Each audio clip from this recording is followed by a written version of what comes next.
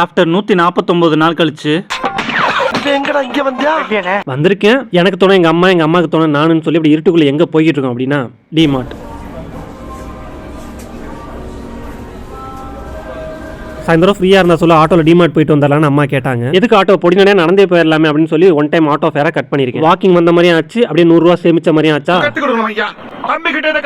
இத்தனை நாள் எதுக்கு வீடியோ போடல அப்படின்னா கவலை, மனக்குழப்பம், மன அழுத்தம், உடல் சோர்வு இத்தனையும் ட்ராலிங்கிற எனக்குள்ள வச்சு நான் தள்ளிட்டு போனேன். இதுக்கு மேல மொபைல் ஸ்பேஸ் வேற ஃபில் ஆகி மக்கர் பண்ணுது போன். எவ்வளவு கிளியர் பண்ணாலும் கிளியர் ஆக மாட்டேங்குது. நடுவில் ஒரு லாங் ஃபார்ம் வீடியோ ரெடி பண்ணிருக்கேன். அது கொஞ்சம் டைம் எடுத்துச்சு. இந்த மாதிரி சில பிரச்சனைகள்னால 4 மாசமா வீடியோ சரியா போட முடியல. ரெகுலரா வருவேன், ரெகுலரா கலக்குவோம். நீ கலக்கலாம் தெரியுமே எனக்குங்கிறீங்களா? தெரியாத டிமார்ட் வந்துட்டு எங்க அம்மா ரைட்டு லெஃப்ட் ஸ்ட்ரைட்னு சொல்லி அலக்கழிக்கிறாங்க. காலை வேற வலிக்குது. எவ்வளவு நேரம் தான் நிக்கிறது? லேடிஸ் கூட எதுவும் வாங்க வரக்கூடாதுன்னு சொல்றது கரெக்டா தான் இருக்கு. சும்மா ஒன்றும் சொல்லல. ஒரு எண்ணெய் பாக்கெட் வாங்குறதுக்கு வைக்கிறாங்க, எடுக்கிறாங்க, வேற பிராண்ட் எடுக்கிறாங்க, அதுகிட்ட பேச்சுவார்த்தை நடத்துறாங்க. என்னமா பண்ற, என்ன பிரச்சனை கேட்டா எல்லாரும் அப்படி பார்த்து தாண்டா வாங்குவாங்க அப்படின்றாங்க. அவனுங்க கிடக்குறாங்க லூஸ்.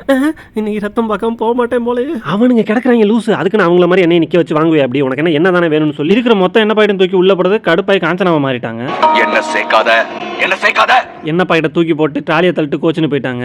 வர எனக்கு எங்க அம்மாவுக்கு நிறைய ஆர்குமெண்ட் ஆகுது, சண்டை ஆகுது. நான் என்ன பேசினாலும் பிடிக்க மாட்டேங்குது, எது பேசினாலும் புரிய மாட்டேங்குது. என் நிலைமையும் புரிஞ்சுக்க யாரும் விருப்பப்படல. பேசாம நான் வாயையும் பெட்டியும் கமுத்திட்டு இருக்கிறதா நல்லதுன்னு நினைக்கிறேன். இதுக்கு நடுவில் வயிறு வேற தன் பங்கை செலுத்துறதுக்கு வயிறு கியாமியாங்குது. வயிற்றுக்கு ஏற தேவைப்படுது போல. எந்நேரம் பஸ்ட் மினிமா இருக்கு இந்த மானகட்ட வயிறு. சாயந்தரம் 6:45 போல ட்ராலியை தள்ள ஆரம்பிச்சது 9 மணி ஆகி ஓட்ட நிக்கலையே. பாடி ஆக்டிவா வச்சுக்கிறதுக்கு இந்த மாதிரி பால் வாங்கணும்னு தோணிக்கிட்டே இருக்கும். ஆனா விளையாட இடம் இல்லாதனால இப்போதைக்கு வாங்கல. எங்க குறி வச்சு அடிக்கிறான் பாரியா. பால் எத்தனை தடவை தட்டினாலும் காலுக்கு நடுவிலே வந்து விழுகுது. இந்த விளையாட்டுலாம் நமக்கு சரிப்பட்டு வரும்னு தோணல.